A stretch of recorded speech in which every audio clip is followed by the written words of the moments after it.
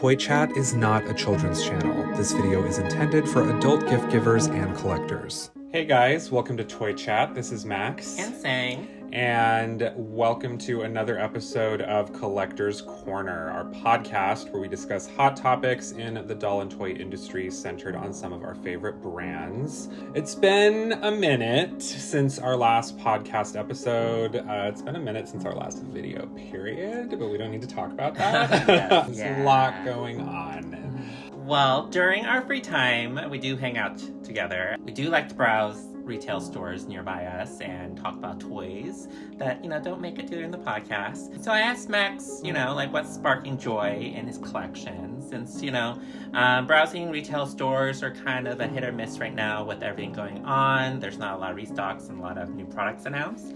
So, we're trying to enjoy what's in our collection, as well as looking forward to some stuff that, are down the road. Yeah, I think just with the combination of times are tough for a lot of people right now. And I think also just in addition, like Sang said, we already had a previous whole conversation just of, the state of doll collecting as an adult and kind of where the doll space is right now. And a lot of people jumping to different interests and stuff like that. We are, of course, lifelong collectors at heart. Mm-hmm. So it's like we've collected a lot of different things over the years, even not just toys and figures and dolls. We collected cards, we were super into Pokemon cards for a while. So we're going to talk about some things that spark joy, both in our collections presently, as well as stuff that is, upcoming, yet to come out. That's also the Marie Kondo thing where it's you keep it if it sparks joy. So it's we as collectors we're gonna focus on that specifically, stuff in our collections that's making us happy. And also curious where you guys are at with that too, just with everything, where it's at, and just the collector space, what's sparking joy for you. So in order to keep us on topic, we have both picked out something that is in our collection right now, and as well as something that's coming out that has our interests. So the first thing we're going to talk about is something in our collection, and that would be Pop Mart. That is something that we are both very interested in and kind of have chosen as something that's in our collection that we love. Pop Mart is quite a huge phenomenon right now. Clearly. Yes. Just to begin with, I think when you think of Pop Mart right now, you think of Labubu. We did several videos on Labubu, and clearly there's a lot of interest in Labubu. The very newest Labubu. Big into energy. Version 3. Yes. Yeah. It both sparks joy as well as a lot of frustration for us. Yes. So since its release, we have been trying to pick them up, and we have not gotten anything. And we have 4 or 5 people trying.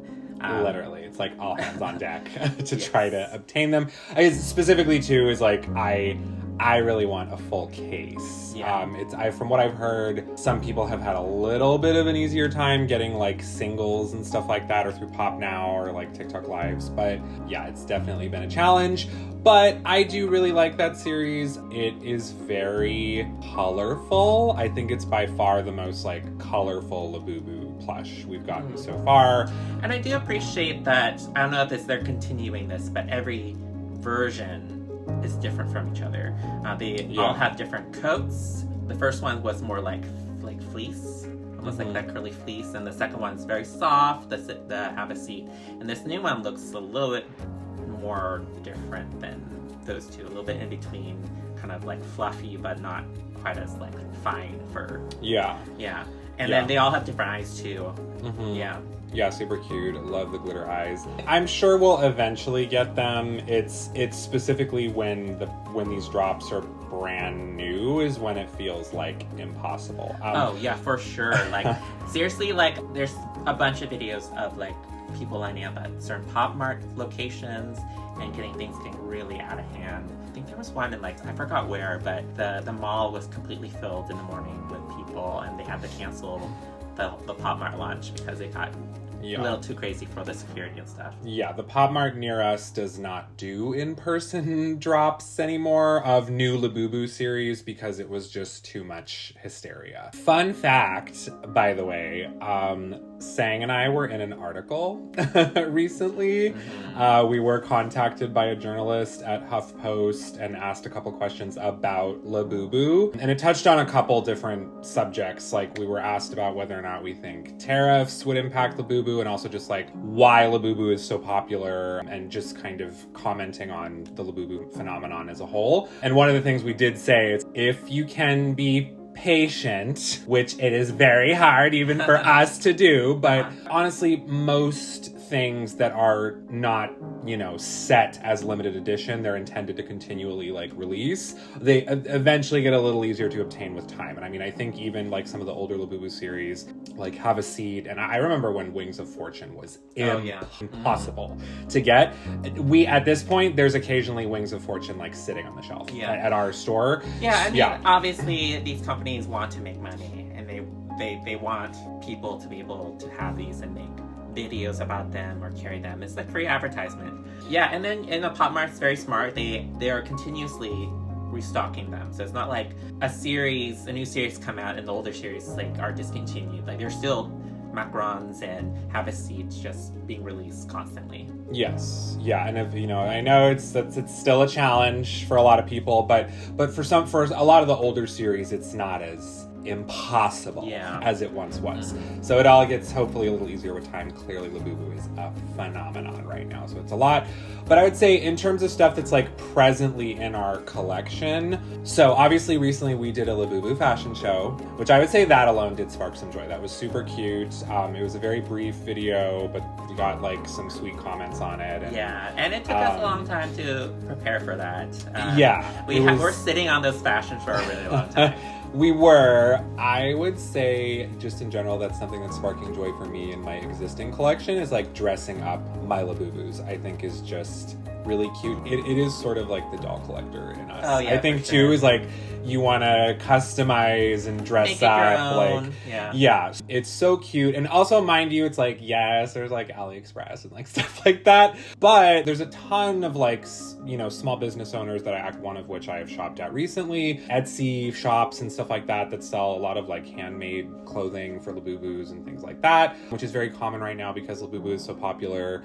And I've gotten some super adorable stuff, and a lot of it is it's inspired by real world fashions. I would say my Prada Labubu is one of my top favorites right now, and it's the redressed Wings of Fortune Labubu, which I didn't love Wings of Fortune's original dress, but now I like really love this like dark purple Labubu in Prada. What is your favorite of your dressed up Labubus? What's your favorite? The car capture Sakura one. I know, I love that one too. It's funny because both me and you purchased that outfit, but we both got really different pieces. So AliExpress. That's the haphazardness of ordering from AliExpress. Yeah, it's cheap, but you got a hat, right? You got a hat. I did get a hat, but only of the two pairs we ordered, only one came with wings. Yes, mine came with wings without a hat, but you got a hat without the wings. But yeah, I am loving my dress-up Labubus. I think with Pop Mart specifically, you know, I don't know how deep y'all are getting into the world of Pop Mart outside of Labubu, but I am a huge fan of Dimoo. We have also reviewed and done YouTube shorts of Dimoo before. You know, he's like a little boy that has a cloud on his head. He's super cute, and his, you know, one of the newest series, the Dimoo World Disney collab, I am a really big fan of. I would say those are some of my favorites, like recent purchases. I'm just like a huge Dimoo person in general, so I would definitely say one of my favesies is the Chip and Dale Dimoo in that little peanut shell. That one's really cute. I love everything that's flocked. That's a really cute series. I'm very curious about the pendant ones. Those ones are really expensive. So we haven't purchased any of those ones, but those are really cute. I know pendant plush are very popular right now, thanks to, you know, things like Labubu. We can tell you a fun little story real quick about, I think with Pop Mart doing Disney stuff in general, because they did have another series that was Mickey Mouse that was like sweets themed. Yeah. Literally, me and Sang's sister and like another friend of ours were at a Pop Mart vending machine, and we literally were just there being like, okay, let's get one more. Like, just one more. Okay, you will get one more, you get one more, and eventually we bought all of we bought all of that series in it. But I would say, yeah, the stuff they're doing with Disney right now is very cute too. I loved that series. Yeah, we were actually very curious for a while if they were gonna get the Disney license here in America, because Pop Mart had the Disney license for a while, but it wasn't available in the United States. But finally they came, and there's some really cute series. One Pop Mart series that I'm really fond of is the Peanut Jelly Star Project series, which is kind of like a K-pop inspired like peanut jelly series where they're different ones are different aspect of like the trainee to / K-pop star. Yeah, it's super cute. So there's like one with like a light stick and one, there's like dancing like choreo one. Yeah, there's a choreo one, and there's the really cute ones. Max has the walk after work, where he's holding a little boba drink. Yeah, that one's really cute. Oh, the meet and greet one, that was really cute. It's like the little, you always see them like signing papers and doing cute little like things. Yeah, it's really cute. It's a very cute series. It's very colorful, and I really appreciate this series because it. Like, Peanut Jelly usually has, like, one pose that they stick with. This one kind of changes that and a little bit more expressive. Yeah, for sure. And, it ties into a larger thing that is sparking joy for us right now. Yes. We're K-pop collectors in general. Obviously this is not a K-pop channel, but... Well, a lot of K-pop albums come with things that are like, collectibles and trinkets.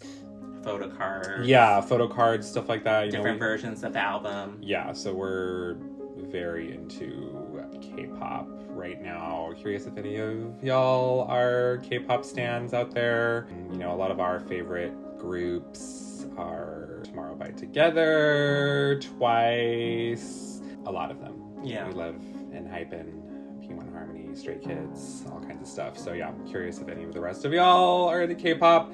I would say something that is sparking joy for me in the world of collectibles right now as well is, I know it's kind of broad, but I'm kind of wanting to say just I'm liking a lot of what Sanrio is doing lately. Sanrio's kind of always in, but I do feel like there's a lot of Sanrio like collabs and merch and products in like the collector space right now. There is also Hello Kitty Island Adventure that came out not too long ago on Switch. I was playing it on my phone a while back. If you walk into any like Hot Topic or like Box Lunch, they have a whole section for Hello Kitty. They're doing like ongoing Funko Pop figures for Sanrio as well. Yeah. We used to be big Funko people, not so much anymore. But I am still keeping an eye out for some of like the Sanrio Funko Pops. I'm a big fan of Cinnamoroll, which I know apparently is a basic answer because that character is apparently way more popular than I initially thought. Specifically, a series that we posted pretty recently, posted a YouTube short of the Tokidoki collab with Sanrio, Cinnamoroll, Sweet Treats figures. Super cute. I love them. I kind of want more. Part of me was tempted to try to obtain a full case. I like Tokidoki's collabs with Sanrio in general. We've reviewed one of those before on our channel. It was a while ago, but yeah, Tokidoki has done some super cute blind box figures with Sanrio. And we actually saw Tokidoki at the last Sweet Sweet as well. It's just a little bit harder to collect like the Tokidoki stuff here where we live, just because it's harder to get a full case. A lot of The only stores that carry them are like the specialty stores. Hot Topic and like Box Lunch and stuff like that. And they're always a little bit more inflated. So so it's like more expensive to get a lot of them. But yeah, I think in general, Sanrio is always kind of like a cozy, nostalgic brand. Yeah, and general, their social media is popping off too. Yes. Recently, what's the dog's name? Pom Pom Purin. Yes, went viral recently for not the usual reason. It was so funny. Yeah, I love Pom Pom Purin. That is why, honestly, I'm so surprised when Mattel got a license to do like Sanrio Playline dolls. Uh-huh. I forget what they were called, Sanrio and Friends, like dolls. Yeah. I'm like, y'all could have really had something with this. Like, if they went all out with that collab, I mean, I feel like that could have been like a phenomenon. But it was, it was like an Enchantimals thing. We saw them for like a few weeks, and then yeah. I mean, that is most of what is kind of like presently in our collections. And not necessarily new things too. Yeah. But we do have a couple things that are brand new that's coming out that we are interested in and would like to get. Let's go ahead and talk about dolls a little bit, because as we have, if you've been following us for a while, if you've seen our previous podcasts, and I think just if you're in the doll collector space, period, you're kind of aware that Playline dolls, I'd kind of say dolls in general, are in a really interesting spot right now in terms of adult collector appeal and hype and frequency of releases. Overall, we are definitely not spending as much time and money on dolls as we did previously. I'm not really buying Playline dolls like at all anymore. There's so few. They're still releasing fashionista Barbies and the Dream Besties. But overall, there's fewer releases. I can't remember the last release for like LOL OMGs. LOL Surprise isn't a rough, I mean, that might need to be a whole other conversation, but it's like they were in the legal issues and they're having to pay a very large fine, and there's speculation that that's impacting like where that brand is at and the frequency of releases and stuff like that. They're still periodically putting out new stuff, but yeah, it's like it feels like OMGs are done. Yeah. Like it feels like we're not really going to get OMGs much at all anymore. Yeah. In terms of like MJA, there are still occasional releases of Rainbow High, which hasn't really been piquing our interest. They're not made for us, and clearly we don't enjoy what they're doing right now. Yeah. Where we stand with Rainbow High at this point. There's also, in terms of MJ, there are Bratz. There's some new Bratz releases that have been pretty exciting for fans of Bratz. We aren't very huge Bratz fans right now. We don't have the nostalgia and like the past connection to Bratz. I was literally just saying today, I was like, given that they're pushing the Bratz babies so hard, and I feel like that size and stylization would fit so well in with the current trend of like bag charms and stuff like that, with like Labubus and everything. I'm kind of surprised they haven't been pushing like Bratz bag charms. That'd be very cute. But yeah, there's some people who've like customized, modified their Bratz babies to hang off of bags and stuff like that. I think those would be pretty cute bag accessories. Sure. Yeah. So quick edit. Sang and I actually started this conversation before the reveal of the Gentle Monster collab with Bratz, which, funny enough, the promos for that do display the doll being used as a bag charm. Bratz is always jumping on the cutting edge, of course. That release does look really cool. It just seems like it's going to be very expensive and probably really hard to get. But in the world of dolls, things that are piquing our interest, there are a few things, not really anything in the world of Playline, but there is an upcoming Barbie, Silkstone. Yes, I think Silkstone number 3, I believe. Yeah, which is so funny. Sang and I have said so many times, like, we're not the biggest Barbie followers, like collectors in the world, but we've said that for us personally as adult collectors, one of the most appealing lines of Barbie releases to us as adults was Silkstone, just because it's sure. like just the quality, like the mimicking porcelain, like just they have nice weighty, high quality bodies, and we like kind of the vintage leaning aesthetic with a slight, some modern sensibilities. And the fashions are always really nice, and you can use those fashions on other doll lines as well. The new one is very Rococo theme. Love it. Love everything about her. Yeah. She's a little on the pricey side. She's $100 for what you're getting, but again, Silkstone's rarely misses for us. Yes. And we did review the last one as well. We did, the one that was like all in blue. Yeah. I mean, I would say those are the main Barbies we're kind of keeping an eye out for. It still is Silkstone, pretty much. And, a really interesting new competitor in the space has kind of stepped onto the scene, and I would say it feels like it hasn't super blown up yet, but it is definitely catching a lot of folks' eyes in the adult collector space, is Defa Lucy. Yes, and we haven't talked about her on our channel yet, but she did this doll brand originated from like a very obscure kind of like AliExpress adjacent like Barbie extra knockoff. They were like Barbie knockoffs, pretty much. Yes, but they rebranded into kind of like collector dolls, and it really picked up with like adult collectors. I think every single one of the releases, I think they're on to their 5th or 6th release at this point of their collector line, has sold out immediately. Yeah, they structured it really similarly to Integrity Toys, where they have edition sizes, essentially. And I would say it does feel like they're kind of presenting themselves as kind of a competitor for IT, like a little bit. Yeah, they're definitely a competitor for IT, or I would even consider them like a competitor to like Barbie Styles. Yes. Yeah, where like it's kind of like more like modern leaning collector dolls.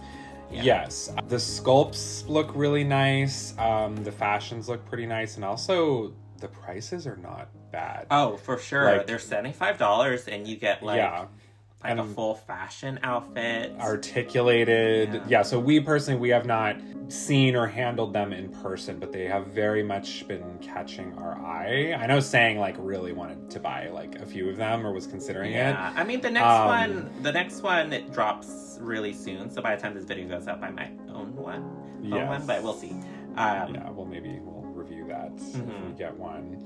But yeah, I would say in the doll space, those are the things that are still kind of catching our eye and sparking some joy. Monster High is chugging along as well. I don't know if we've stated this on the channel yet or not. There is like that birthday line for Monster High G3. I believe it's pretty much already out, at least online. Like a lot of folks are already buying them online. We have not seen them in stores.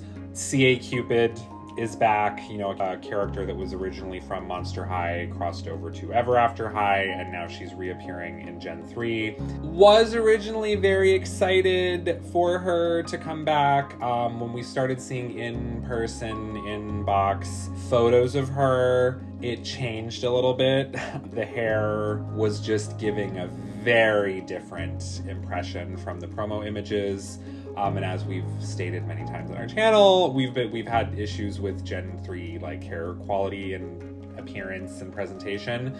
So that, I think, box hair like quality and all that is going to be a very mixed bag, but I'm definitely still going to be keeping an eye out for that, because I do. What's frustrating is Gen 3 has been fairly consistent in terms of design quality. Overall, in terms of the fashions they're wearing, how the artwork is presented, it looks pretty nice, and pretty detailed. It's more like execution manufacturing kind of stuff. Yeah, I mean, they produce so many, so I can understand, but definitely the promo images do not reflect what you're actually getting lately. And, there is kind of a little unsettling factor that's been floating around lately, is that there are some pixelation in terms of the screening of some of the dolls, the Monster High dolls, which is a huge no-no for us. Yeah, so that's why we are waiting until we see them physically in person before we make a purchase. Because I know people who are purchasing some of the newer dolls on Amazon and through other retailers online are receiving theirs, and we are waiting to see them in person. Yeah. But I'm definitely still interested in Monster High. Still Yeah. keeping an eye out for it, for sure. I mean, I would say that's the main, like, playline dolls that I'm still kind of, checking out consistently. Yeah, I would say that is pretty much the stuff that we are interested in right now, what's sparking joy, what we're keeping an eye out for. As we said, we're clearly obsessed with Pop Mart right now. It's hard because when like a Pop Mart store first opened near us, and I was so excited, it was like such a huge deal to me. And then at the time, I mean, Pop Mart already had some amount of popularity, but it definitely felt not like the phenomenon it evolved into over the following year was crazy. So now it's like a lot. So when mainstream media are covering it, that it is a phenomenon. I mean, Sang and I was just telling Sang the other day, I'm like, you know what? People and influencers and political commentators and celebrities and like these people I follow who have never mentioned like toys the entire time I've followed them are talking about Labubu and buying Labubu and putting Labubu on their bags. It's really crazy. I mean, I think, like Rihanna was spotted with one recently. A sports, like a basketball star was, so it's crazy. It's really insane how much of a total phenomenon it has become. It's the new Furby, Cabbage Patch Kids. Pretty much, Kind of weird looking, but, they're cute. Yes. As with all things in that territory, I'm sure it's gonna ebb and flow, and it's eventually gonna be not as crazy as it is now. But we're loving Labubu and many other things from Pop Mart, and clearly we're really into like blind box figures. I think the nice thing too, to be really honest, like coming from doll collecting and the amount of space that dolls take up, I think particularly when you have these dolls that like they don't come with stands and you don't have a straightforward way to display them and things like that. What I do appreciate about like mini figures and vinyls and stuff like that, they take up a little less space. They're easier to tuck away when you need to tuck them away. To counter your point, Max, when you have collections like us, they do take up a lot of space. They do, because eventually you buy so many that you're like, oh my god, because this takes up less space, I'm gonna buy more. like 50 of them. But we're just, in our figure era right now, figure and plush. I mean, these figures are very detailed and they're so expressive, what they come with in different finishes on them. They sparkle or like shine. Some of them light up.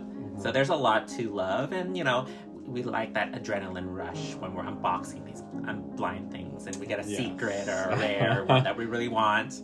I guess a little bit like gambling, I guess. But that's where we're at. So anyways, let us know what you're collecting and what sparks joy in your collection. It's not necessary you have to go out and buy things. I think we're learning as we're older, we have limited space and limited funds, especially in these hard times, to kind of enjoy what we have already. There's a lot of cute stuff that in our collection, and I'm learning that to, appreciate them, unbox them, handle them, change up my collection, how I display them, so that, the stuff that we have can still bring joy and not just buy it and then just tuck it away. Yeah, for sure. I mean, I think that's one of the things, even just like going back to like redressing Labubus and stuff like that, is I think sprucing up stuff in your existing collection or redressing or customizing, whatever can give you a newfound love for like something you already have, basically. Exactly, it's nice to have little like accessories and customizations and stuff like that. So thank you for joining us for this conversation. Curious to hear y'all's thoughts on this subject. What's sparking joy for you right now in your collections? Stuff you already have, stuff you want to have. Definitely let us know. Also let us know what you want us to discuss in the next podcast. So thank you again for joining us, and we'll see you next time. Bye.